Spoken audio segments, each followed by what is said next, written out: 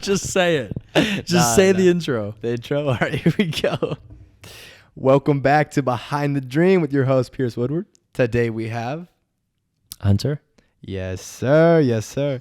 So, if you guys don't know Hunter, he does all the videos where it's like he interviews...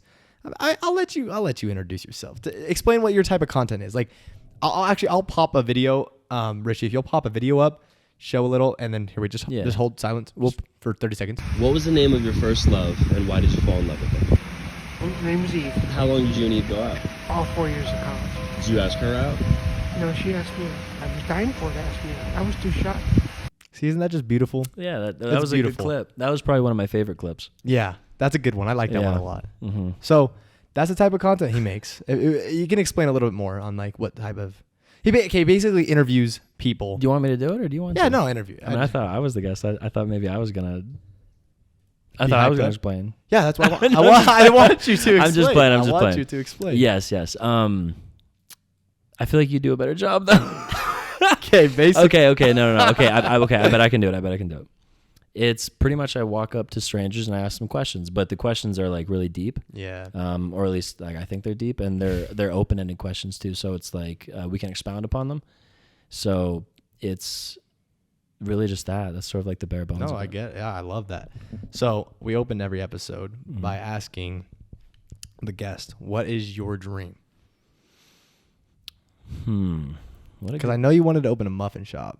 Yeah. Well, yeah, the muffin shop, but I gave that up after After you like started 5 or pulling 6. into... Yeah. Oh, 5 or 6 million followers? No, 5 or 6 years old. Yeah. No. My dream. That's a good question, Pierce. I thought you were gonna throw me some like some softballs here first. We're just going. No, right we go into straight in. Man. We go straight in. My dream. I think my dream for where I want to take my content is. No. It doesn't have to be even your Just any content. dream? Like if you wanted to own a condom company, that could be your dream. If you wanted to play for a professional like hockey team, that could be your dream. It doesn't have to be content. Just because you're doing content right now, or just because like you're a nurse right now. Yeah. Because think about your dream 2 years ago would not be the same dream that you'd have right now. So think about your next like 5 years. Like what would be your dream to accomplish? And it could be content. For me, mine's content and my brand. But like for you, it doesn't have to be content just because you do content. Of course.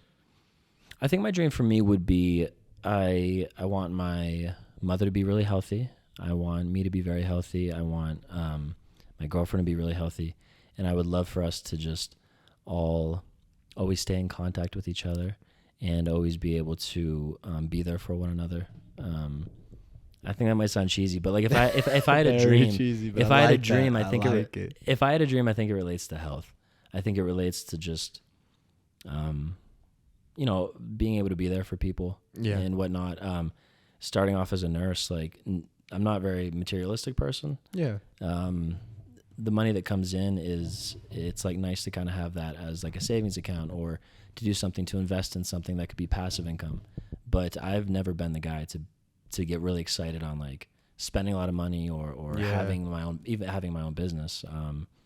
I think just so long as there was some way I could ensure certainty of like health of my loved ones, I think that would be a dream of mine. No, I mean, that's amazing. That's also like a long-term dream. Like that's a dream that'll never end, which is beautiful. So with you talking about like health and everything, so explain to people. So he's got 5 mil on TikTok, 500,000 on Instagram. What is it like being an ICU nurse? Like, what is it like? You went to college, you had that entire years of your life prepping for that, planning your rest of your future around that. You're a nurse, you've been doing it. And then all of a sudden video pops off, next video pops off, and then now you're here like, what am I doing? I'm a nurse and a full-time content creator, full-time nurse. Like, what is that? How hard is that on you and your relationships and the people in your life? I mean, that's got to be very challenging having that much time around. You got to post, you got to film content, you're helping people. Yeah. So what's that like? Yeah, that's another good question by Pierce. Oh my gosh. We put out the banger questions. Yeah, it's really challenging. I think it's a dynamic that I think a lot of us have to deal with, just balancing many things in our life. But mine is sort of unique because I went to college for 4 years. I graduated in 2019. And from there, I was like okay, I can't wait to do this nursing thing. Like I'm going to be a nurse, and I'm going to work. I started off in the resource pool, which means you sort of go everywhere in the hospital. And then I became a more formal nurse, like right before the COVID pandemic started to happen. So I was never once thinking, I thought all my time and my life and my dedication was going to be studying this craft and just doing this. Oh, for sure. And like I said, COVID had happened and was happening actively, and it was causing, it was sort of making me grow up a lot faster in the ICU than I thought I would have. And when I started in the resource pool as a nurse, I was always like really sad if someone had like a Band-Aid on their leg, or if someone like stubbed their toe. I would like cry for them. Like my empathy was always really deep for people. When I got in the ICU, it was really, really deep still. And then I started losing so many patients like so quickly. Like COVID? COVID, a lot would be COVID related, but there are other reasons too. Like the ICU is just the intensive care unit. So it's like the highest level of care you're receiving is going to be in the ICU. The people that go in the ICU are the ones that need the help most, battling with something that is very difficult. So I was fully committed to do that because I thought it was the next step in my nursing career. I didn't realize that witnessing all the death and like, being the last person that some people see, just images pop in my head that just sort of, it would burn me out. Yeah. I remember I would do my first time ever doing CPR on someone. It was really traumatic for me, and I took that home with me and I thought about it for like quite a few weeks. And then while thinking about it, I had to do CPR again a couple more times. And that was all while still trying to digest my first time doing CPR. Jeez. And wait, were you doing content at this time? No, not yet. not yet. Okay. So, and that was in the ICU. That was one of my first weeks in the ICU. And then I do it more often. It's a level 1 trauma hospital, so that means you are seeing like some of the sickest people like in the country. Wow. And I was digesting having to do that, and then the next one would come, and I'd still be thinking about the first time. And then by the time I think about the second one, I still had 8 more that I had to think about. There was so much in my head that I was like, how am I going to get this out? And it got to the point where I just turned it off, and I no longer had to care. I no longer had to take it home. I was like, oh, this is great. Like, kind of got numb to it. Exactly. At first I thought it was great. I was like, oh, this is amazing. This is what they talk about. This is what it means to not take work home with you. I was so excited. But then I realized, it made you feel like heartless almost? It made me feel heartless. It made me feel as though I wasn't looking at these humans as a human. I was looking at them as like, oh, here's patient number this. Yeah. I'm going to do my best to try to save their life. But if it doesn't happen, whatever, like got to dress them up, take them to the morgue because I got to get that other patient in now. Jeez. And that would really affect me. And that was never me. That was never me. So I would come home and I would just be really sad. And I remember it got to the point where I really felt like I was like losing my humanity. And you had to stop? I didn't have to stop. So it was hard because it's a career, like it's your job, and you signed up for it, and you people need you. Like if you leave, the only thing you're doing is taking yourself out of the ability to help people. That's how I saw it, at least. And a creative outlet that I've always had was sort of making videos, but never posting. I always would like what type of videos? It's funny because I need to see your TikTok drafts, bro. No, it wasn't TikTok. This dude's just twerking on. No, it wasn't TikTok. It was it was always YouTube when I was growing up. That was like the only thing. So I would take Fortnite. No, not even that. So I would take I would read some literature like Dante's Inferno. Okay. It's like great epic poem by Dante Alighieri. But anyway, I was really into it, and I was like, I want to make a video. This is so silly to say. I want to make a video where I superimpose Dante Alighieri, and he was accompanied by this poet named Virgil. Yeah. And what they do is they travel through the. This is so nerdy. They travel through the circles of hell, and they get to the depth, and then they meet the final boss, you call it. And what I wanted to do was I wanted to make them like, it was gonna be like a cartoon, and it took me so long to edit 1 minute. It took me so long to make. I think I ended up with like 3 minutes total footage, but it consumed my life. But I loved it because it was so fun, and it was like therapy for me. Like I was like, oh, this is fun. Never saw the light of day. I think I deleted it like the next week. But I put all my time and effort into it, and so making videos is always fun for me. But actually, ever posting was never my idea. Yeah, I never did it. I just like making things and seeing it come to life. It's like building a puzzle and like, oh, look what I did. So I decided I had a really intense encounter with a patient that they told me something really deep and beautiful about their life. and then they died the next day. Oh wow. And she knew she was going to pass away, and I knew she was going to pass away. So that happening wasn't the shock. Well, if you don't mind me asking, what was it too? So what was her story? No, like what was the? Oh. Why would she pass away? I'm just kind of curious. Yeah, it was drug related. Oh, okay. It's a long story, but So like she kind of like she had to be, but so if we are getting deep into it, no, let's not get deep into it. Let's not get deep into it. We don't need. I can explain endocarditis, but it is like difficult. So she gave you the story. So she gave me this really deep story, and I thought it was beautiful, and it made me really sad that she's no longer here to tell it. And I was like, I told myself that I think what she just told me was so extremely beautiful that I want to share it with someone. So it kind of helps me deal with the fact that she passed away. It's like she didn't die in vain. Yeah, like her story her story lives on. So while keeping it super anonymous and changing some minor details, so HIPAA, which is like this privacy protection thing that patients have, doesn't come at me. I made it anonymous, but I posted her story. And it was like this. The camera was set up like this, and I was talking into it, and it was pretty much everything she told me, but through my eyes. And then I told like the story and stuff. And I captioned it. I kind of add like these pretty things in the background. And I was like, I'm gonna actually post this one. And this is whenever TikTok was coming. So you hadn't posted any other videos on TikTok? I never posted any TikTok. Never posted. I barely posted Instagram pictures. Wow. I was not really like a social media person. Yeah, I was like I said, in the medical field. That's what I was worried about. Was like hanging out with friends and like working and coming back and hanging out with friends. But so I downloaded TikTok probably January of 2021. Yeah. And then late February, I believe, of 2021, I decided to post that video. And I posted it, and it got, like, I think right off the bat, like 500,000 views or something. Your first video ever? Yeah, and it's not so much, like, I don't care about numbers ever. Yeah, but it's always fascinating. It's always fascinating to know. Because it just shows that was a good story, and, like, that shows that you were able to create a beautiful piece of content that other people were able to.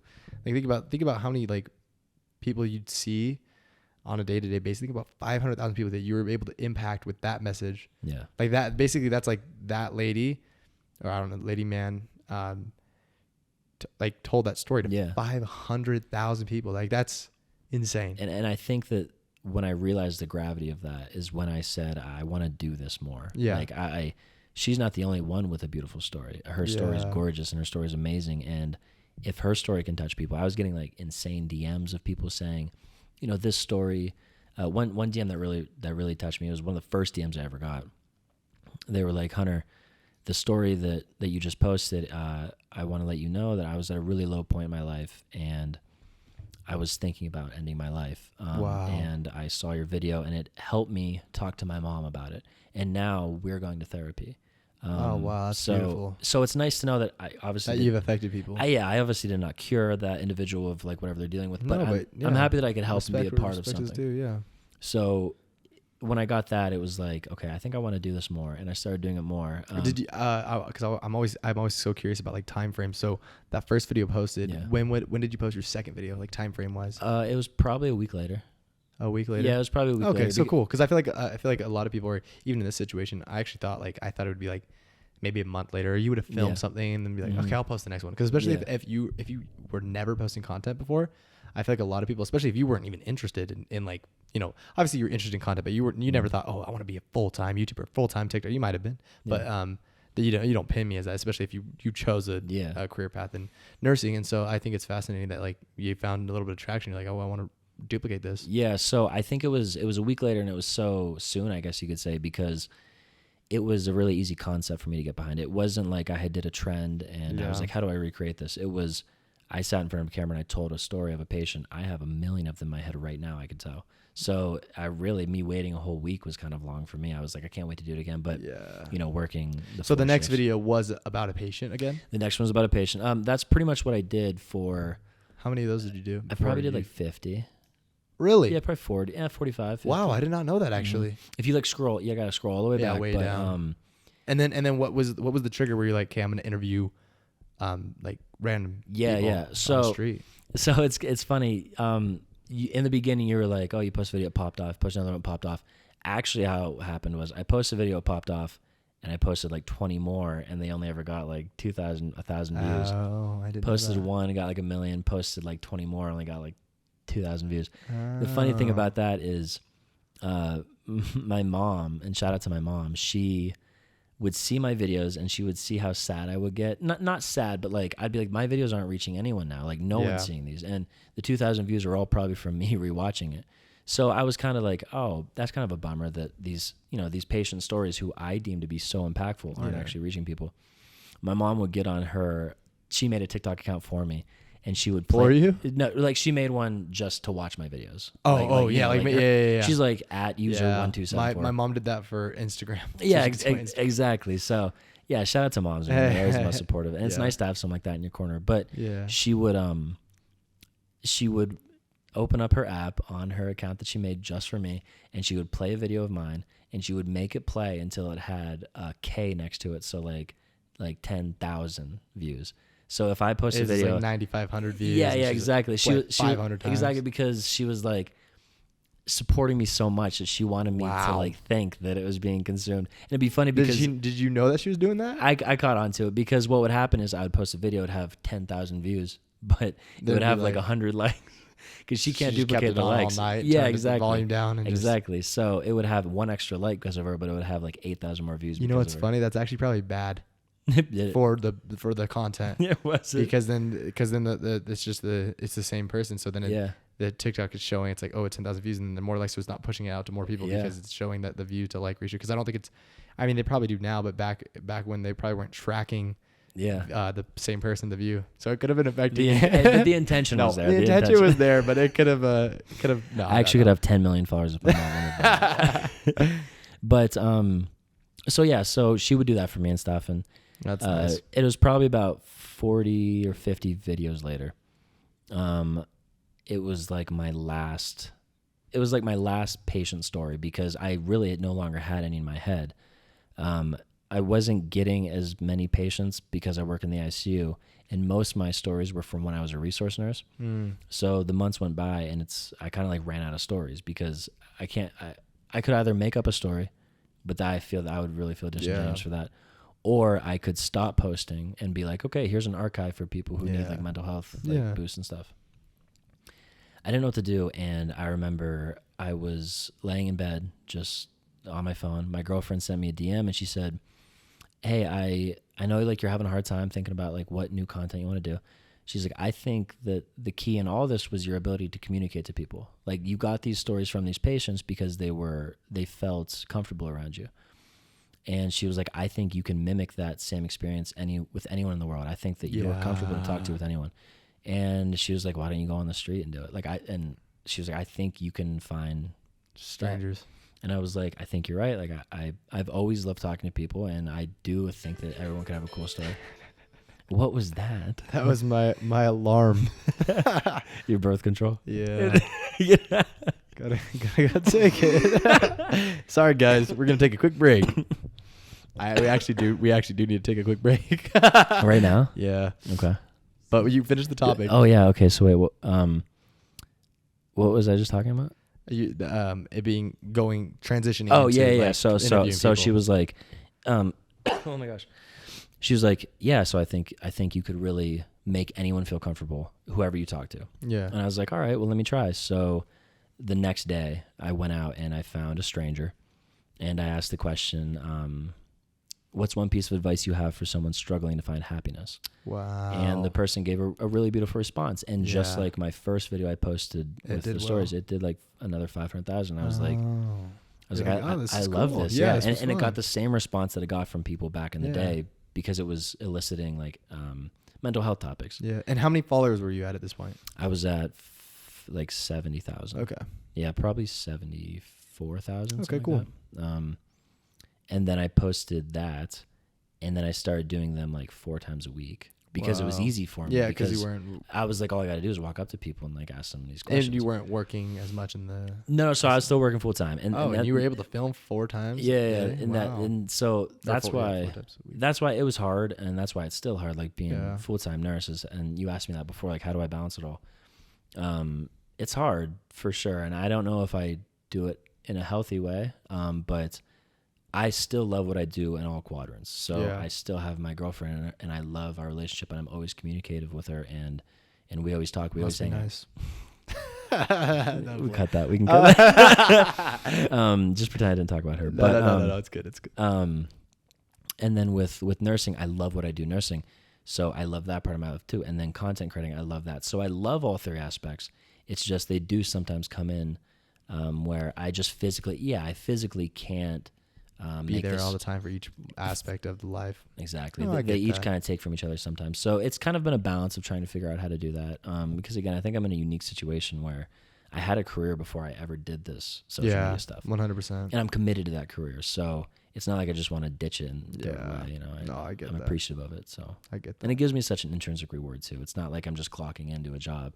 I'm going and I'm actually having Doing passion, things. like talking. Yeah, 100%. So with is doing content, you're starting to film more, asking more strangers. That's starting to develop. You had to have asked, tons of questions now, testing different forms of content. What's your most viral question ever that you've asked someone? And then what's your personal favorite question to ask someone? Yeah. My most viral is asking about love. So it is something along the lines of, who was your first love and why did you fall in love with them? And that video, yeah, like that was probably my top, like, well, okay, so that's my most viral for sure. Like one single And what are we video, talking views like wise? 50 million or something like that. Wow. Which is kind of crazy to think about. That's a lot of views. But I have a lot of videos that have done like 20 or 30 million, and those are what's the most pain you felt that wasn't physical? Yeah. So those two questions I usually bounce around, Okay, cool. but I find that those two questions evoke like the thing I'm trying to get from someone, which is just like raw emotion. Yeah. And them opening up a little bit, like Exactly. a soft question that can kind of lead into something that's a little bit more deep that they you think about it. Oh, what's the most pain I felt that wasn't physical? So it's kind of like an easy question. And then all of a sudden you start talking about it and then you're like, Exactly. wow, yeah, that was a lot of pain. So yeah, like behind the scenes, what people don't always know is that these videos are being like 45 minutes in length. Like Wow. typically, and that's like raw on my phone. You're just recording that person. and it's like really organic because the little camera's like right here, and it's like I'm staring at the person the whole time, like we're talking. So and you're it's, probably like, asking falling. them follow-up questions. That's too. the thing. So my favorite question, it's hard to say because how I elicit these responses from people are multiple questions. Yeah. And it's because a different person every time. Exactly. And to set up a good conversation with someone, you need to break down that barrier of communication. Because when you first meet someone, even with some of your best friends, there is always sort of a barrier at first that you have to break through. 100%. Once you breach that, you facilitate good communication, but it's Yeah. breaching that's hard. Yeah. And so that's never more true the case than approaching a stranger in the street. There is such a wall built there that you have to be able to politely and without like a weird ulterior motive and without being too like poachy, you have to be able to break down that barrier of communication so you're able to actually talk and it's able to facilitate something like fluid. So I ask a question and then they vibe a little bit, but it's like those little questions that I ask that chip away that finally we get to have like an overflow of good communication. No, I get that. What would you say, what answer from a stranger affected you the most? You know, I would say that's a good question, man. You're stumping me. Can't you ask me my favorite color or something? No. So my favorite response or I would have to say it's actually more of the premise behind like the story. So I approached this older woman. I just started making content and it was the sidewalk story. I just started the sidewalk stories or whatever you want to call it, stories from a stranger. And I saw this older lady, she was taking her trash out and she was like struggling with it. And in my head, I was like, oh my gosh, like I really want to help this lady take that trash. So I helped her do the trash. She'd go, oh, thank you, young man. She was real sweet. And then all of a sudden I was thinking, oh, I could ask her a question. Like she could be a stranger. Like, yeah. like, she is a stranger. I don't know her. Yeah. So I asked her, I was like, hey, like I do this weird thing where I make a documentary about strangers and I ask some questions. Can I ask you? And she's like, oh yeah, sure. Come up to my porch. And so really sweet old lady and their porch is right there. So opened up her gate, went on our porch and we talked for a very long time and she gave me a beautiful response. And what was the question? the question was, who was your first love? And she gave me just a really beautiful response. So I leave and it was cool. I liked it. It was, really, I was just starting the whole content thing. So I was like trying to find other people. The next day I go and I see her again and she's like taking out weeds. So does she live by you? About 2 blocks away. Oh, okay, cool. And this is in Pittsburgh. Okay. and about 2 blocks away, and she's like taking weeds out from her yard, and I asked if she needs help, and she's like, "Oh yeah, sure, sweetie, sure, young man," and I help her, and she's like, "Thank you. What's your name?" And I told her, and I was like, "That's weird," but I was like, maybe I just wasn't too memorable. I mean, I just had a 3-hour conversation with the lady about her first love, but maybe Wait, in like one day? maybe 2, but it wasn't more than 2 days. Still, what? So I leave, and I'm like, that was a little weird, but whatever. I feel you didn't say, "Oh, I was here 2 days ago." So I kind of like You're kind of fascinated. Wrote it off. Like I wrote it off. I said, "Oh, Hunter, like we met a couple days ago." She's like, "Oh, okay," and I was like, "Okay," like she She's probably kinda just forgot, you know. confused, Maybe she didn't remember my name. I don't know. So Yeah. I walk away, and I see her maybe 4 days later, Okay. and she's taking trash out again or something. Yeah. And Man, she got a lot of trash. yeah, right. No, so it's weekly. It's weekly. A lot of weeds, a lot of trash. Exactly. So she's taking out trash again, and I offer to help. And again, she says, "Oh yeah, no, sure." And then I see her, and she doesn't remember me again. And I'm like, this is strange. Crazy. So what I started to do was every other day I would go to her house to help her with her chores at her house, because she always was like doing the dishes or cleaning or something like that. So Yeah. I knew that she needed help. So I was like, well, You should have just asked her that question every day on camera. Yeah, just get a different- get a different response. She yeah. like tells a completely different Yeah, story. exactly. No. No, but so I go to her, and I'm helping her with these chores, and Okay. every single day, why this affected me so much, and why I thought it was beautiful, and it was also it was like dark and beautiful at the same time. Every single day, I would go over this. Every other day, I would go to this lady's house and I'd help her with chores, and I would build such a good relationship with her. Like, her and I were becoming such good friends. But for her, she was meeting someone new every day, because she never remembered me. So every time she didn't remember. She never knew who I was, and she always had great recall. So she told me about her first love that was in like the fort or in like the 50s. Is her husband with her? No, Did he pass away? No, she just lived by herself. I don't really know. Okay, you that, don't know the whole dynamic. Yeah. Okay. And I don't want to give too much just in case, because clearly this woman, she suffered from a form of dementia. Yeah. And so I don't want to air out you're her good. stuff. No, but that's all good. but yeah, so I would approach her, and it was beautiful for me because this lady and I was getting to know her so well, and I was helping her every day, and it was like we were learning about each other, or at least I was learning about her so much. But then every single day for her, it was meeting a new kid, and here's a new little nice boy helping out with like the trash. Wow. So it was an interesting dynamic. It was something that I've never experienced that in my life. I work as a nurse. I dealt with patients with dementia all the time, but like to see that she's such a functional woman, but the human brain is so weird, because here's this woman that is doing, she's functional, she's living by herself. I mean, she's in her like mid to late 80s, but she's living by herself, and she's also talking to me perfectly. She's telling me about her first love, which was, it would have been 70 years ago. Yeah. And she doesn't have the memory to be able to remember who I was the next day. Yeah. So I think that story impacted me the most, and that really changed my perspective on a lot of things, because I just never. That was So just shocking to me. beautiful. Yeah. It was beautiful, but it was also tragic to. I don't know. It like upset me, but then made me happy at the same time. Yeah. I've No. never. Yeah, it's that's such very- an experience. I mean, that's a freaking Pixar movie right there. Yeah. Like, Yeah. Okay. that's a Yeah, it whole could be. Pixar movie. You Yeah, could I think sell that to Pixar. I think dude. Adam Sandler actually had a movie. Was it 50 Oh, First Dates? You guys know what I'm talking about? 50 First Dates. Yeah. Drew Barrymore. Oh yes. Yeah. Every single day. Yes. Yeah.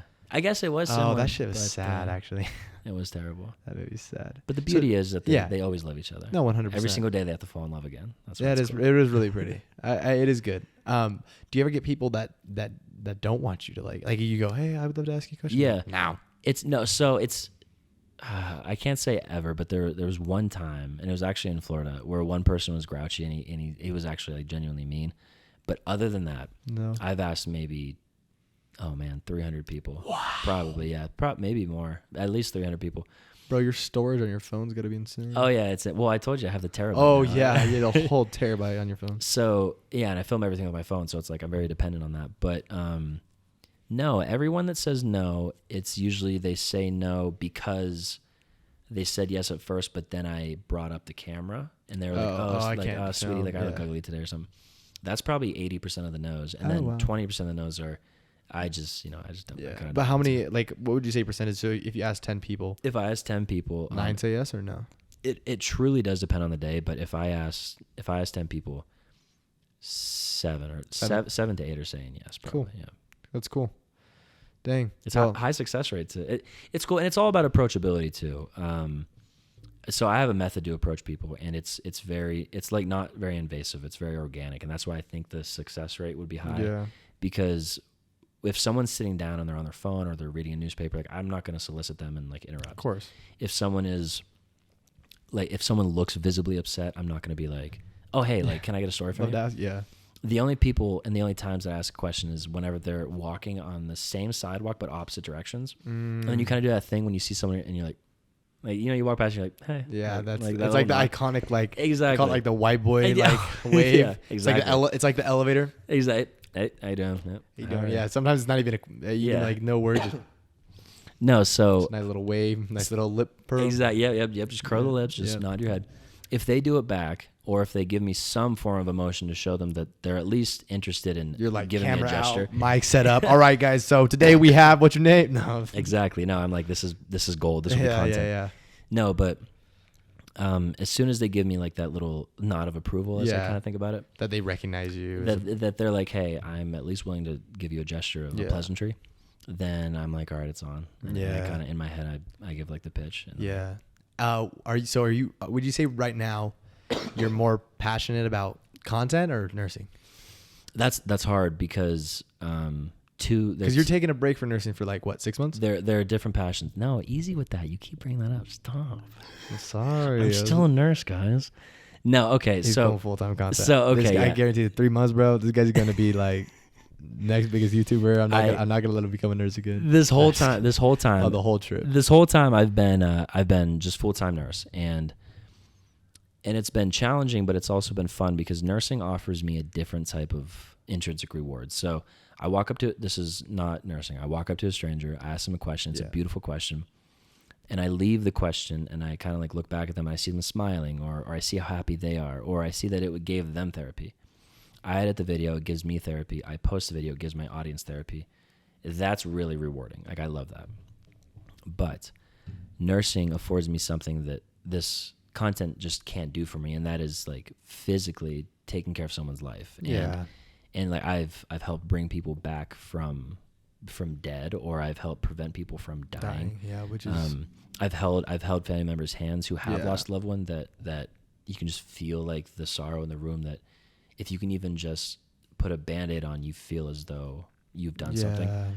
So I can come home and be rewarded two different ways. So to say which one I prefer, that's really hard because they're They're different both things. different things. They're both helping people Exactly. in just different ways. And that's why I haven't stopped nursing yet, and that's why I Yeah. am still a nurse while making this stuff, Yeah. because it's sort of in a way you feel connected to it, and you worked your ass off to like Exactly. to get into where you're at. exactly. So I mean, yeah, it makes perfect sense why you can't just like leave it. yeah.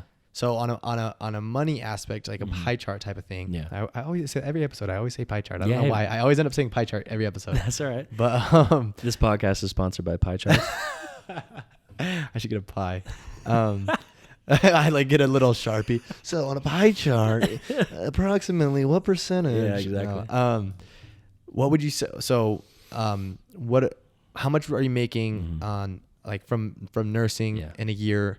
And because this is your first 12-month segment where you've had a year this last Exactly. year, Yeah. or say even up to right now it's like what, September, August. Yeah. Well, when this premieres, this might be fucking Christmas time. I don't even know when well, this premieres. So it's interesting. It has been a full 12 months, but not even yet, because you and I talked about this before. Of like doing Of brand deals and stuff. brand deals, and even monetizing my channel. I didn't monetize until I had like 3 million followers. Oh yeah, So- yeah, like Creator Fund. Exactly. Okay. Creator Fund.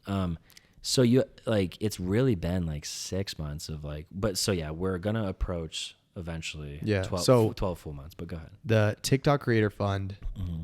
brand deals.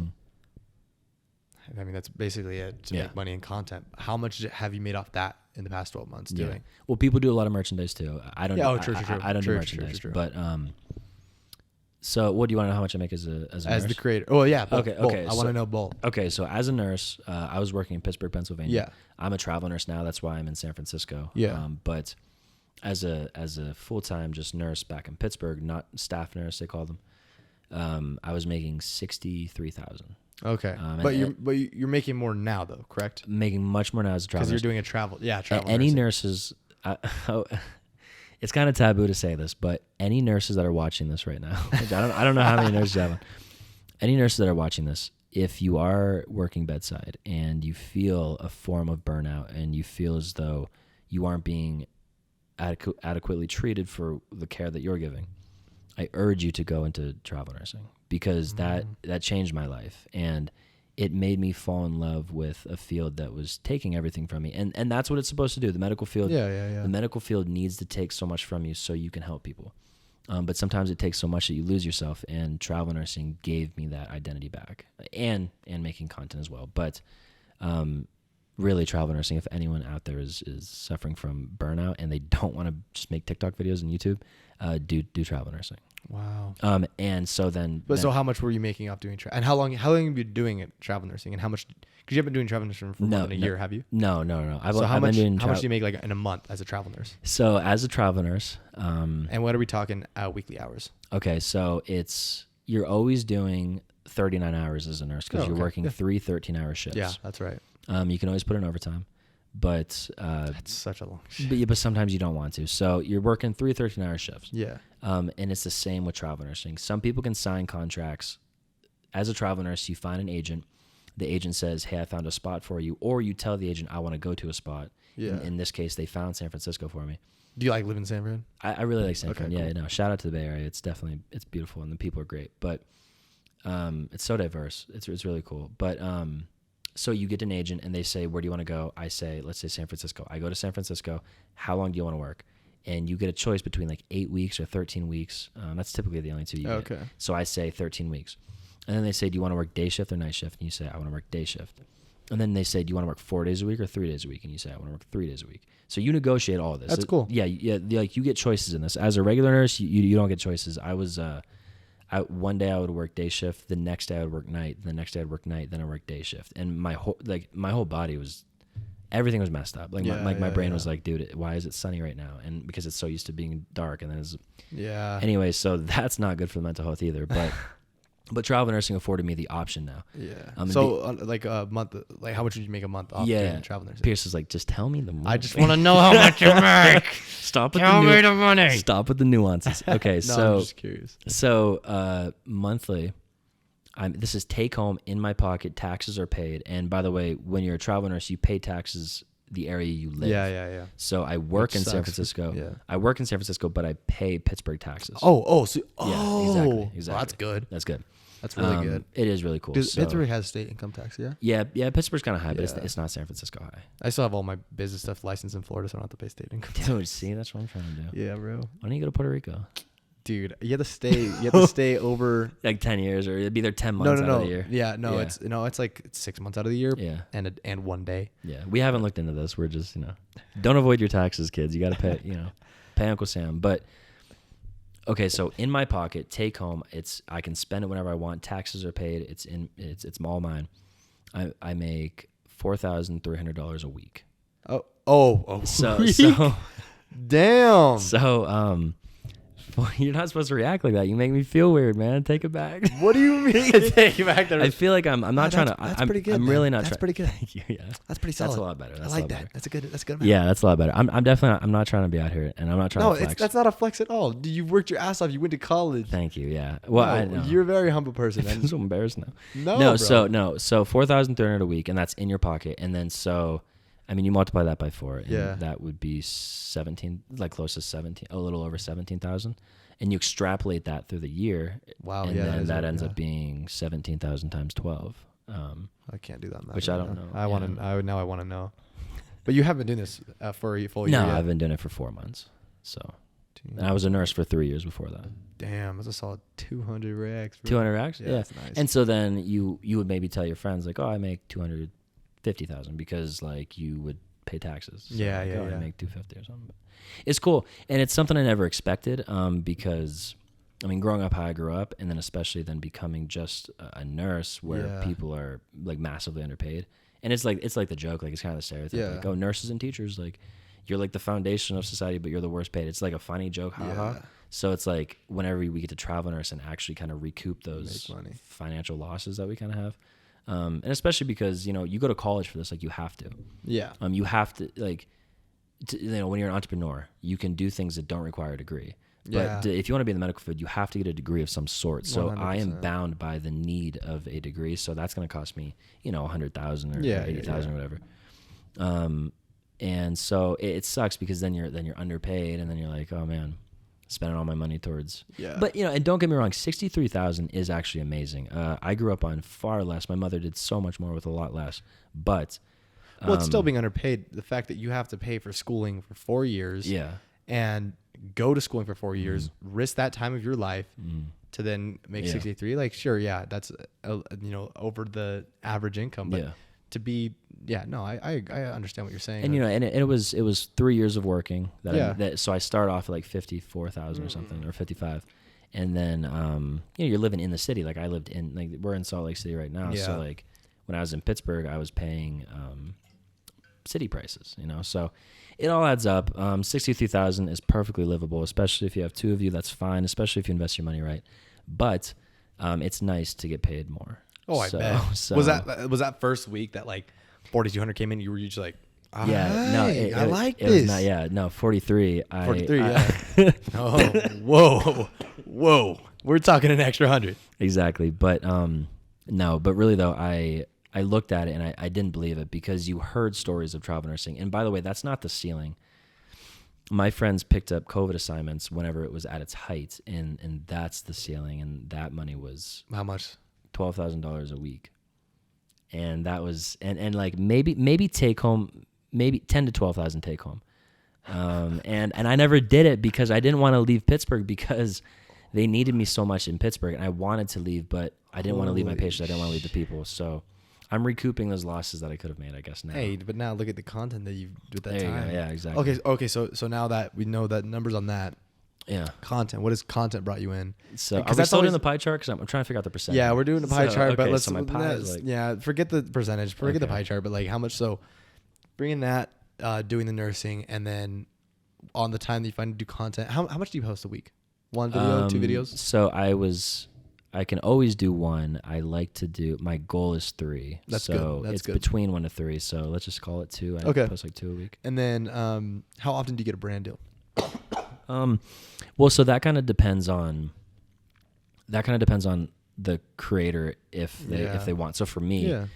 So how many brand deals have you done in the past 10, 12 months? in the past 12 months? I've probably done 5. Oh, okay. Yeah. So probably like 5. only one every other month. Yeah, But and they're how five, much have you? and they're big ones. Exactly. So Yeah, how much yeah. have you brought in from 5, 6 brand deals? Yeah, no, then that's what I mean too. Is like you can get brand deal offers every day. Yeah. Once a week, but it's the ones that you're passionate about, that, and that you feel represents you. Yeah, 100%. So I've said no to a lot, even though the money would be good. So I might be able to sit here and tell you more, but I don't want to. Like, Yeah, but you're not gonna go promote like Magnum condoms. yeah, like, yeah, exactly. I mean, shout out Actually, to condoms, but like low key, your content could fit that. So what was your first time like? yeah, What'd you use? The Magnum thins were great. yeah, chill with that. If I could cut the Magnum in half, and then I'm playing. So, no, but really though, so I would say 5 brand deals, and in totality, you want to know my biggest deal or my one? Like, No, like accumulated. It's so hard for me to talk money. 180. Nice. 180,000. Nice. Maybe a little shy of 200,000. Maybe 200,000. Well, the next. What do you think? What do you see yourself with content? How you're going, and you're going to be doing a lot of content. You're living in Europe for a little bit. What do you expect to make in the next 12 months? So Off brand deals. Like, what would be your goal? Yeah, to make off brand deals in the so next 12 months. so it's hard again because but like, what would you like? Because I want to do brand deals every once Goals, in a yeah, while. of Like, course. I'd want to get like sponsorships with the podcast, and like, of course. I do the jewelry, but every once in a while, like, I'll Yeah. take a brand deal. Like, if it's a brand I like I told you about the like potential one I'm doing. Yeah, So yeah, it's like that sounds fun. there's certain brands that I like and I use. So I'm like, yeah, if you're gonna pay me to talk about something I already use, Of course. that's gonna be a. But course. so what would you like? Don't think about like, oh, if they reach out, like what would, because yeah. you're going out to Europe for. Yeah. Remind me who you're going out for. No. We can't, you can't say it? You don't say a name. I mean, I signed an NDA, so I don't know if I can. Oh no, you're good. I signed a Can couple. you tell NDAs. how much that one's they're paying you? Because you don't know the person. Okay, so I'll tell you how much I think I'm gonna make in Europe. Okay. I don't want to say the exact. No, you're fine. But so how much will you make in Europe with the brand brand deals? deals you're Yeah, doing? exactly. Gotta keep it all. Keep it nebulous. No, keep it. Gotta keep it on the quiet. low. So I would expect, because of what they had offered, I would expect 170,000. Just in the Just in 3 months when you'll we be go out to Europe. there? Yeah. Or 2 weeks? Yo, whenever I say a number, just be like this. Don't make a reaction because I feel so. 170K in 2 weeks. Damn, bro. I really thought it'd be more than that, honestly. Yeah, exactly. You're getting ripped off. And that's the thing is the ceiling is high though. The ceiling's high. Yeah. Like you know content creators personally that probably make 170 off of The one deal. One deal. Yeah. I'll do multiple videos for these people. And those are the deals I like to do also. And like brands, Yeah. if any brands are watching this, the type of deals that I like to do are like The in bundle depth. packages. And they're in Yeah, yeah. depth. Yeah, they're not the one-offs like, hey, buy this drink and I'm like just like Yeah. vibing to it. It's like it's more in depth, so it like kind of locks me in. I It love like that. keeps me longer. Yeah. So that's why I'm going out to Europe for a little bit. So. That's awesome. So what would you have to say to someone that's aspiring to become a content creator, or wants to do TikTok, or wants to, make 170K Yeah. in 2 weeks? No, just that's a whole built out. You spent time, growing Yeah. that channel, but like, what would you say to someone that already is being a content creator to push themselves further, to increase their following, tips, tricks, ways to Yeah. connect with people? In terms of content creation, Yeah. and this goes for no other part of life, but in terms of content creation, if you're trying to make money off of it, I think it's a lot Grow. or grow. Because your first goal with content should never be Exactly to and that's make what money with content. That's what I was going to You preface should with. be passionate about creating content. Like when Exactly. Emma Chamberlain started her vlog and just recorded herself, she never thought, I'm gonna 3, 4, or 5 years, I'm gonna own a coffee company that's gonna pull in 5 to 10 mil a year. Like Yep. she never thought about that. That was not her goal. Like she just loved drinking coffee, so she just drank it. So it's like, create content you want to create because you want to create it. Don't think about it. But so to start off, well, go ahead and finish the tip on making money. But Yeah. for getting into content too as well. Sorry. That So wasn't- growing, of course, you're right. But if your goal is money, in content creation alone, this is no other Yeah. part of life. But in content creation alone, if you're trying to make money on content, it's a lot like it's kind of how I feel about love. Like if you're looking for that perfect person, it's when you're not looking. So when you're making content, if you're looking to make a lot of money, don't look to make a lot of money because that's not Yeah. what the fuck. Am I allowed to swear on this? yeah, you're fine. That's not what this is about. Like this, you're making art and you're providing things for people to view and stuff. And you shouldn't think of it as something predatory of like, oh, I'm going to like bag all this money and these kids are going to be able to pay me all this stuff like that. Content creators have made it like that. Like some people are thrive some off people of do. just Some doing people that. do. But you need to be a creator first and then just be fortunate enough to make money. So, and that's kind of what happened with me is like, and especially me being a nurse, like I still to this day, I don't need like the TikTok money at all because No. if I go back to Pittsburgh and I make 60,000 a year, like that's fine. And if I have a partner that makes 60,000 a year too, that's enough to start a family. I'm gonna kill you if you do that, but yeah, I know you will. I get you. But so that's why it's never too much pressure for me because I'm still just doing this because I love it. Like I'm still doing it because it's my therapy. And then Totally. it just so happens. Yeah, I it get so happens ideas. to be profitable, which is amazing. Yeah. But So growing on, because Yeah. that's the money side of things, but growing on, say TikTok, say Instagram, that maybe YouTube Shorts has been pushing like crazy. Someone doesn't like what would you tell someone that's like, I really want to get into content. What do I do? How do I grow fast? Yeah, well, I'll say, and I was telling Richie about Casey Neistat, like we were talking about him, but well, shout out to Richie. He's got kind of like Casey look to him. It's good. He pulls it off good. Cameraman, that's my boy. So, but bringing up Casey Neistat, I was so enamored with his content. I loved what he did. Yeah. I had to reconcile with myself that I cannot be Casey Neistat. I loved, he motivated me so much to do a lot of things in life, and he motivated me to want to try to become a content creator. Yeah. But I cannot be him. Even though he is exactly who I want to be, I can't be him. Yeah, and if you tried to replicate his content, it just wouldn't. No, and there's so many people that try, but that's a whole other story. But shout out to him because he paved his own way for something and it became his. So that's the model. You see Casey Neistat and you love what he does, you love what him. It's love what he does inside, like love his motives. Don't love what he does because you can't steal that art. You can't just take it. So the motive of him was he wanted to be a trailblazer and make something new, and that's what all the best content creators do. Yeah. So I think what you have to do is you have to find your strength and lean into it. So like being a nurse, I knew that I love listening to people. I knew that I love talking to people. I love dialogue with people. So I leaned into that. And although I may have loved Casey Neistat's content, that wasn't him at all. Yeah. So what I did though was I leaned into what my strengths were, which was talking and listening. And were you aware of this when you, or were you kind of just like, you know, I want to film this person's story, or were you like, this is why I love this, so I should post this? Or are you now? Wasn't are you aware. okay? Good. I that's what I think. I just making sure, because I was like, dang, you were very smart going into it if you Yeah. did, because most people just start creating content in something that they love doing. Yeah. And then it's the same with me. Like I've gone through 5 different series of types of content. Of course. And then I've kind of stuck with the rings things in fashion, because I was like, wow, I really love Yeah. doing rings. Like Yeah. I love doing fashion. And so that's why it just kind of kept me in there. So continue what you're saying. Yeah. Well, I mean, yeah. So the trick is, if you want to end up on a podcast where you're wearing a Winnie Pooh onesie, you have to lean into your passion and lean into what you love. Really though, find your strength. I think Da Vinci's art is beautiful. Yeah. But I cannot be Da Vinci. No. 1, because I just don't have the right artistic ability, but 2, because he is Da Vinci. Yeah. What are you good? I can't be Casey Neistat. I can't Yeah. be a famous movie star. Like what I can be is I can be myself. What am I good at? Fortunately, I'm good at talking and listening, so I did talking and listening. Dang, bro, we need to get you like a plaque company, sell these all the moms. Yeah, no, yeah, exactly. I would love to. Maybe that could be my merchandise, my first merch drop. Chase your dream. Yeah, exactly. Yeah, but really, you have to lean in what you're good at. And, I totally agree. And if you love, Because it's consistent. exactly, if you have to be realistic with yourself. Yeah. But you have to be unrealistic in your dream, because it's nice to have a dream that's just out of reach because you're always grasping for something. But you're not doing yourself a service if you're not following what you are innately good at. So, and I don't want that to discourage anyone, but like if you want to be like the greatest swimmer in the world, you kind of do have to just check yourself. Like yes, you can be that great And swimmer. motive though too. And motive. Because a lot of people, like, you say, we'll go on the content thing. A lot of people might say, oh, I want to be a content creator, or I want to be on thing. Ask yourself, okay, wait, like really dive deep into yourself and be like, why do I want that? And then it's like, oh, I want validation, or okay, maybe I have a bad relationship with my parents, or maybe I just got out of a relationship and I want to find a new boyfriend. Then you got a self-regulation. Is content really what you want to do, and stuff like that? And it's in any aspect, because maybe the swimmer, maybe their dad was a swimmer, and so he wants to live up to his dad's legacy.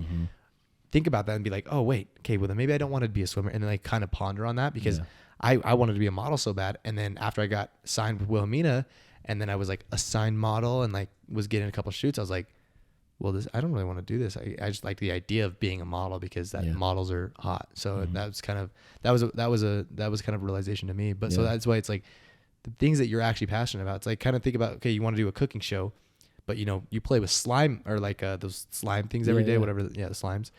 And you love slime, but like you're thinking of doing a cooking show because you think it could be really profitable, and you like cooking, but like look at what you do in a normal day. Oh, I love playing with slime. Okay, I'm gonna start playing with slimes online. Like 100%. And you playing with slime, I promise, will get bigger than you could imagine, because it's your passion. Yeah, then your cooking show, because you'll put more time into it, you'll put more energy into it, and you'll be more passionate about it, and so you'll want to see it succeed. I agree. That's well said. That's lovely. I also have to preface anyone watching this. Pierce told me like an hour before this podcast that, oh, hey, like I do a podcast stuff. It's like, great. I can't wait. Oh, we wear onesies on the podcast. And I was like, oh, cool, man. I've always wanted to be in a Winnie Pooh onesie. Yeah. And like, here I am. Yeah, I know. I told him, I was like, oh yeah, the first episode I started wearing them, I wore the Winnie the Pooh, and he's like, I love Winnie the Pooh. And I was like, oh, Winnie Pooh's great. I've got other onesies. No, bro, I need the Winnie the Pooh. Winnie the Pooh's great. Winnie the Pooh's great. Who was your biggest motivator, and why'd they motivate you? Wow. And how do you think that affected your life right now? Yeah, that's an incredibly insightful question. Thank you. By far my biggest motivator is my mom, and I had to shout her out somewhere in this, because everything that I am, every good aspect of me that I am, is because of my mother. You think you became a nurse because of your mother? Actually, I literally became a nurse. So a tiny little backstory of me is I went to college for English, and I really liked reading. I really liked writing. And wait. What do you mean? What do you mean you went to college for English? Yeah. What does that mean? I was in the humanitarian arts, and I would do English. Like I didn't want to be an English teacher. but I really studied.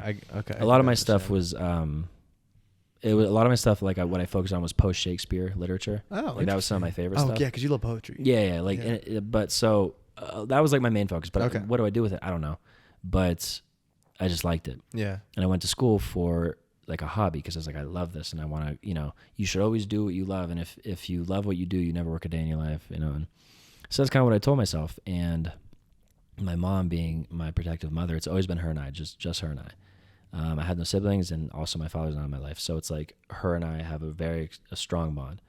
And when she tells me to jump, like I say, how high would you like me to jump? Like she is my person. She's never guided me wrong.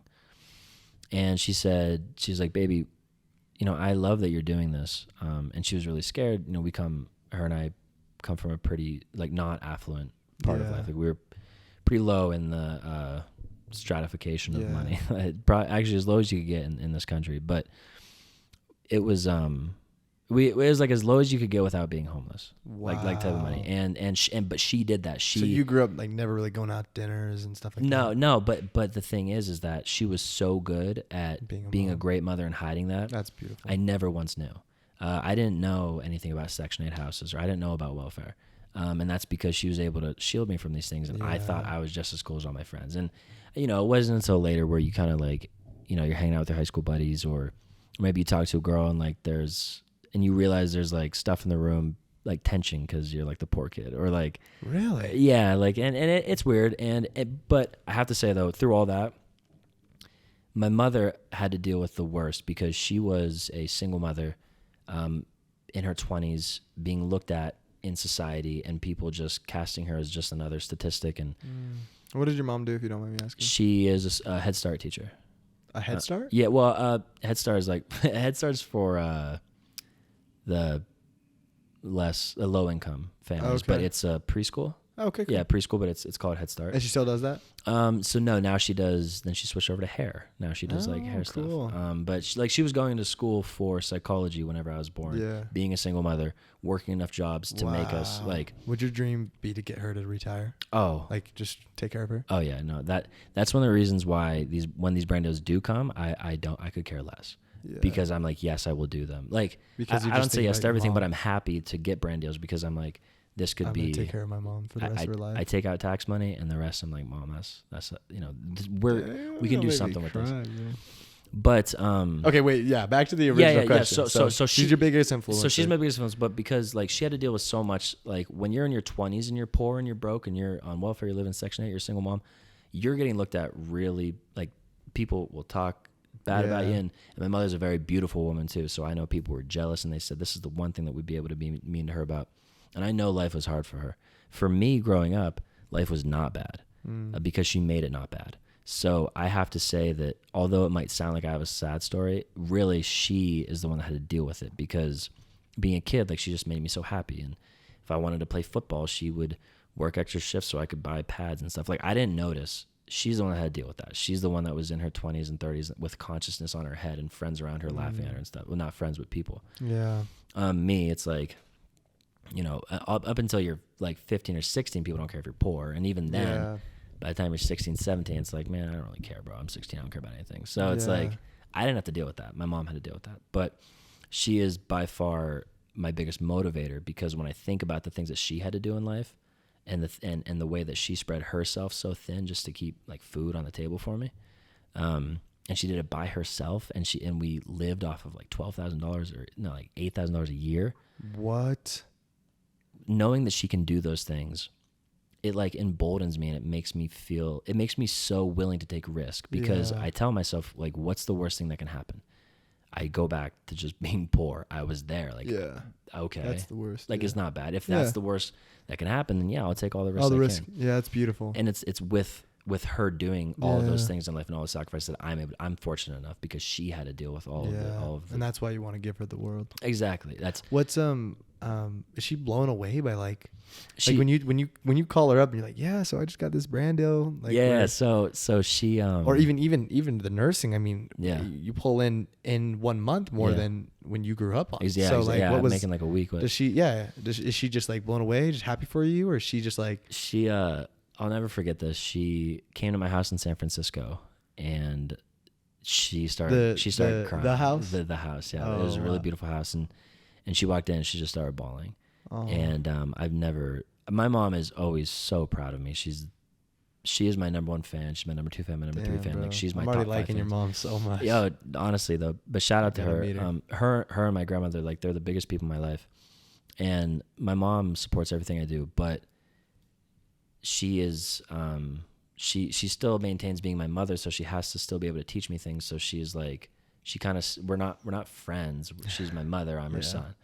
son. So she never really gets like crazy open, like crying in front of me, seeing how beautiful like my life has become, and knowing that like the people that made fun of us for maybe living in Section 8 houses, or the people that made fun of us for maybe wearing clothes that maybe weren't the coolest, I'm now like living a lifestyle that they could never dream of. Yeah. And to know that I came from how low I came, it certainly is motivating. It's kind of like that whole hero's journey. Exactly. And it's never a flashy lifestyle. Like I don't at all live flashy. If you could see underneath this Winnie the Pooh, I'm just wearing like a black shirt I got from Dude, Goodwill, like yeah. TJ Maxx. Like, but knowing that all those people that made fun of us and all the people that made fun of my mom would kill to have my lifestyle, and they'd probably do it differently. Suck that, guys. Yeah, I'm yeah. a nurse making Exactly. rat. No, all yeah. this to say, suck that. Like, I'm trying to sound diplomatic here. No, like suck that. Like suck that good, because my mom, like it's just. Anyway, I won't talk too much about it. When she came in the house Yeah. and she cried, I was like, wow, this is really Beautiful. surreal. And I just held her, and I'm pretty sure I just cried too. And we were just like, You kind of is that moment of like, I made it. exactly. It's a moment of like, I'm so proud of my mother for being able to raise me, and I'm so proud of her Yeah. for putting so much into me that I can live this life. Like, because like I said, everything I am is because of her. So I'm so proud of her for. Dang, bro. Wow. You have a really good perspective on your mom and what she learned. Well, because it could have went a different way. Yeah, totally. I've had so many buddies with single moms, especially when you're a single mom kid. Yeah. You make friends with the other single mom kids, Yeah. and almost all of them, without exception, are in areas in life that I would never wish upon, like some of my worst enemies. So my mom could have been bad, and she wasn't. That's beautiful. What do you think was what was the number one thing you learned from your mom? Piece of advice. Yeah, I think just how resilient the human mind can be. I think that she showed me a bend not break mentality. Like I think that she bent as far as a human could go, at least in some areas of life, by herself with no one in her corner, and she was able to still be a mother. Wow. And still be a mother. That's the most important job in the world. I don't. Easily. I work with a lot of doctors. I work with lawyers and stuff, but easily the most important job in the world. easily is being a mother and being able to foster the next generation of people. And for her to succeed at that she just did the biggest hardest success in the world. Yeah. She just did the hardest job, and she did it well. And I hope, and I just want to be a testament to that. Like a lot of my actions that I do, I think of her first, and I think like if she's in the room, what would my mother say to me? And you got to get your mom on like a video. Like, I do. Yeah, I have do. you ever? No, because Yeah, it doesn't she's really wanna- embarrassed. because I feel like that'd be beautiful. Yeah, Like, what was the hardest part about raising me? I- Or even just like everything. or even just like just a normal question. Like, Yeah. So just a quick side note, my mom, why I like talking to people so much is because my mother has such bad social anxiety oh. that whenever I was like 9 or 10, she would I'd be the one to have to go back in and ask McDonald's hey, you forgot our honey mustard. And I was like 9 years old. Oh, wow. Because she would always watch me from the window, or she'd always sit back and have me go, because she was so scared. Interesting. To go into Dollar General, like if she needed to get me like socks or something, like she would give me money and she would say, okay, sweetie, like you go in. If her anxiety was getting too bad, Wow. and her anxiety would be like, looking back, it was just, oh, mommy's silly, mommy doesn't, Yeah. haha. but Looking it back, trained you as a kid to it trained me as a kid, but it also showed me, like looking back on it, that like she was really dealing with some stuff, because not only was she all those things I just had to mention, but then she also had anxiety.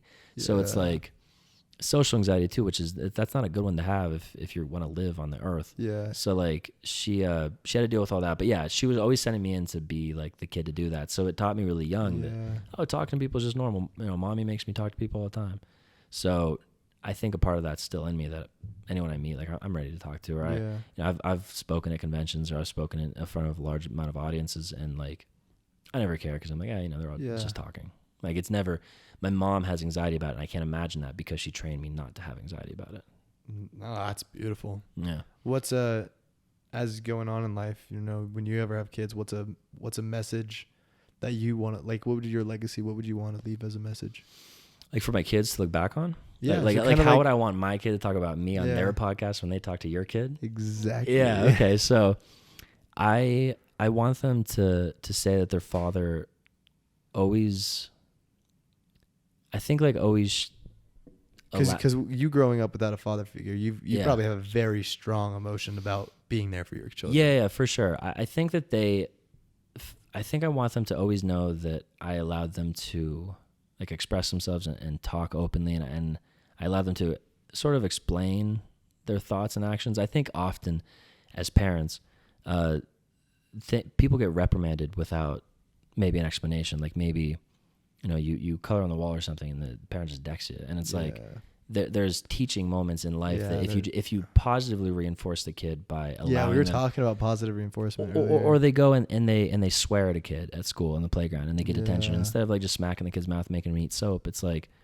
you know, why did you say that? Explain to them. Yeah. What do you think that word means? What emotion were you feeling? And like, let me tell you why that's not right in our society to do that. And I hope that my kids can be like, well, dad was always fair, you know? Wow, you're gonna be a good father. Well, thank you. It's beautiful. That's beautiful. Don't end this podcast. I know you want to leave. I don't want to leave. I'm just playing, bro. I'm playing, I I'm don't want to playing. leave. It's just crazy. I usually only film like 45 minutes. Yeah. What are we running on? Pierce and I talk so much outside of this podcast that I feel like this is just like a conversation. Like, Actually, so true. We went to the gym actually this morning, and yep, then that's right. and then from the gym, after the gym, we went and got food at probably 12:30. Like and one, I like one or something. Remember, you're like, we have to get lunch, and you're like, wait, Oh yeah, it's I'm already so lunchtime, hungry, dude. And then from 1:00 till, well, we had like 5 hours. We probably talked nonstop. We went to this beautiful garden, It was great.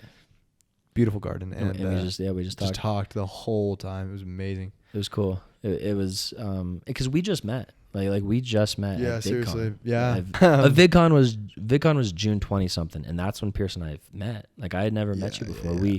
He does this thing where he sends me voice instead of texting. He uses his voice. Yeah. Oh, if you guys are not sending voice memos, if you want to get someone's attention, brand deals, friends, girl, bro, I sent this. I DM'd this one girl a week ago, straight up. Colt just said, "Do you like sushi?" She said, "Yeah." And then I said, "Awesome. How does Friday night at 7 sound?" She said, "Sounds great." I said, "What's your number?" She gave me her number, and then I sent her first thing. I sent her a voicemail. "Hey, super excited for Friday. Like, I hope you have a wonderful day. Like, blah blah blah blah." And then she just like texted back so fast because like the thing is they have to listen to it. Like now they're so curious. Uh-huh. So if you see a text, you can read it and you can be like, "Oh, I'll respond to it later." Yeah. Voice memo, you don't know what they're gonna say, so you Mhm. click it faster, and then you feel like a dick if you don't respond. So then they Yeah. respond faster, and then she just responded. She had strep, so she's like, I would send you a voice memo, but I have strep. Anywho, but so I always send voice memos. Like if you want to get someone's attention, send a voice memo. So Okay. I always like everyone and I'm lazy, and I hate texting, so it's a win-win. Yeah. So I always like I wasn't trying to get your attention or I wasn't trying to be lazy to you, but like I love because also I can like you're listening right now like. I can express emotion more, ups and downs. There's tonality in and your voice, tonality, yeah. and like I can express how passionate, and I can also like something to read a minute is like not as long as like I can speak faster than probably someone can read something. So it's like I don't know. I think it's more personal. It builds a stronger connection faster. Let me add a caveat to that. Send voice memos for sure if you have a buttery voice like Pierce. Dude, listen. No. Your voice. I'm not done. No, this whole entire podcast, I'm like, damn, bro, Oh this my dude needs gosh, to do right. some voiceovers. No, listen. No, I get in the comments on this comment. This dude got a buttery voice. We need to get this dude on No. like some Pixar, like some documentaries, just doing some voiceovers. Listen, so if your voice is buttery, if you're 6'3", and here you can look in the camera, if you look like him, yeah, send that voice memo, boys. Like that's gonna get the girls' attention for sure. Don't worry, it's just the voice memo that gets it every time. It's nothing about him at all. It's not even like Bro, I'm just a telling you, voice memo. it's just the extra, it's just the season on top. No, it is unique, and actually, I think it did help build like our relationship a little bit better because I was like, oh yeah, okay, we can just talk to each other. Yeah, like yeah. we can just do voice recording. Because you even like sent me a voice memo. You're like, yo, I love that you do voice memos. Like Yeah. I've never really done. Oh, one that's of my voice these. now. I have a buttery voice, but when he imitates me, he's like, oh, I like your voice memos. Now the truth comes out. Okay, it's there like, it is. Yeah, I really like your voice Yo, memos, Pierce. man. So good connecting with you. This is my amazing voice. Yeah. Yeah, wait, talk in the mic and see if you can make it like a deep voice like this. Oh, I can do. Oh, that's gonna get sexual. There's no tension here. We can just talk like this. I feel like I do like. I don't know if I could talk. I don't know why I always. It's too deep. Batman. Can I need to get a Batman onesie. Dang, this is just turning into a whole meme podcast, bro. I don't even know what's going in here anymore. Richie, can you cut this? No, don't cut this. No. Listen, Richie. Delete this whole podcast, and we're gonna re-record. and I'm gonna talk like this The whole time. and I'm gonna be slow with my movements. I'm gonna like look over at Pierce You're gonna sometimes be like like this. just a master guru. Yeah, like girls, man, you can't even like you don't know what I'm about. I'm a mystery, and that's what this is gonna be. Dang, bro, you're gonna get girls on your line Yeah. nonstop. All right, so restart it. Cut the camera. I'm Cut playing. the camera. I'm playing. Damn. I really appreciate you having me on the podcast though, for real. Like this Yeah. is being able to talk to you Like behind and the scenes. subscribe. Yeah, like I'm just kidding, comment I'm below. just kidding, I'm just kidding. Being able to talk to you outside the podcast is like really cool, but this is more of a formal setting. So, But I feel it's- like it's just one of our normal conversations. and it feels informal. And that's th- why, those are like the when I most met unique. you, I was like, dude, I need to get you on a podcast. I Yeah. was like, just because we the first time I met you, we had like a conversation at 4 a.m. Mhm. Like 3 hours, Yeah. just like I remember, and I talking. had a panel the next day, and Oh, I I did. know. I had 2 panels, and the second panel I had was after that, and I had it at like 9 a.m. yeah, And you had me until 4, but the conversation's good. yeah. and it the was just so conversations, organic too. when you have a good conversation with someone, don't cut that short. Like go stay up till 2 a.m. Stay up till 3 because you don't get those every time in life. Like, I mean, I talk to people every day, but like often you realize like it's hard to find good conversations with people because a lot of people don't want to like connect and stuff. yeah, But whenever you get that chance, take advantage of it. And you can learn so much too. Beautifully said. Is that a good one to end it on? That's amazing. Wait, what? Is that a good one to end it on? It's a great one to end it on. See ya. No, I'm just Later. kidding. No, seriously, man. Thank you for coming on. Of course, bro. Thank you for being out here in Salt Lake City, Utah. Yeah, it's beautiful. So it's time for the ring what's this? ceremony. Oh man. Do a little like slow zoom in, some cinematic music. Yeah, I was about to say, just make Richie add the Boom, music. boom, Don't do boom. it yourself, man. Boom, boom, That's boom, Jaws. boom, boom. All right. Shout check out it Shark Week. Shark Week. What's just, that? That just happened. You know what Shark Week is? No. Never heard of Shark Week. You You know what tune up. Shark Week is? Didn't know that was a thing. Wait, do you really? There's a whole week about sharks. Hell yeah. Or heck yeah. It's on Discovery Channel. Oh, that's cool. Well, I don't really have channels.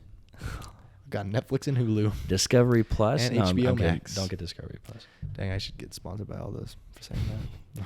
Okay, so what do I do here? Do Pick I a get to ring. pick one? Close your Any eyes of and pick these? one. No, you got to close one. Close your No, eyes. come on. There's certain. Well, okay, wait. Dude, these are all beautiful though. That's actually a good idea. Have them close their eyes, and then just put them all over, and then you got to fill. It's like a manifestation of like what ring is supposed to call them Oh, out. dude, these are all so nice. I really like this one. What is this? Is this is? Oh, this I is don't the know that's in It's a there. map. I don't know why that's in there. That's Oh. actually a spoon ring. Buck spoon ring. Oh, No, I'm just God. kidding. This is awkward. Never mind. I don't want that. I hate that one. That's disgusting. No, Give me that one later. Give me that one later. I'll take that. No, but No, it's a United Nations. dude, so 101. this is so cool though that I get the chance to. I mean, I love these moon ones, and I think you said these are. Oh, these are glow in the dark. Yeah. Which is crazy, but I Dang, will we're say. doing like, you just do you just do a review on every single one of them. But I will say the only thing about this is my girlfriend has one. So Oh, yeah. So yeah, yo, shout out to you because you hooked me up with that. And she loves it. She wears it that's every day. good. That's good. So I don't want to copy her. I don't want to steal her style. Hey, no, that I'm already still in Winnie the Pooh style. It's like I don't want to take too We need many to get this AC going. But I think my favorite one out of all these is this one's The Zodiac spinner. and not just because it's Zodiac. I like, don't know if you've been watching the podcast. I don't know if you saw, but the whole time Yeah. I've been spinning this. No, that's the like, thing. It's I'm not. It's I'm, actually become a habit. Like, I'm I not cannot into. wear it. I'm like not into astrology Yeah, much. yeah, yeah. But what I am into is fidget toys. So it's like this is perfect. So I want one of these. Yeah. I can take this one. Of course, man. Nice. That's all you. Let's go. Let's Yeah. go. Wow, this podcast was worth it. The whole everything was worth it now. Everything led up your entire life. That's All the right. content you made led Yeah. up to this moment. This is really though. This is a unique ring. Thank This is you. cool. Like this isn't just like this is fun. This is like a proper relaxation. Like it's therapy and fashion. Like when you mix Dang, those two, this that's- dude's literally just hyping up when this you mix ring. therapy and fashion, like what could be I'll better? sit back. I like it. No, I'm just kidding. Well, thank you guys for watching. Tune in every Tuesday. Yeah, tune in every Tuesday. Like and subscribe for more, and leave a comment down below about what you'd want to see, questions, topics, anything that you would want me to ask guests. I appreciate you for listening, and go chase your dream. Love you guys. Peace. And cut. That was nice. Oh,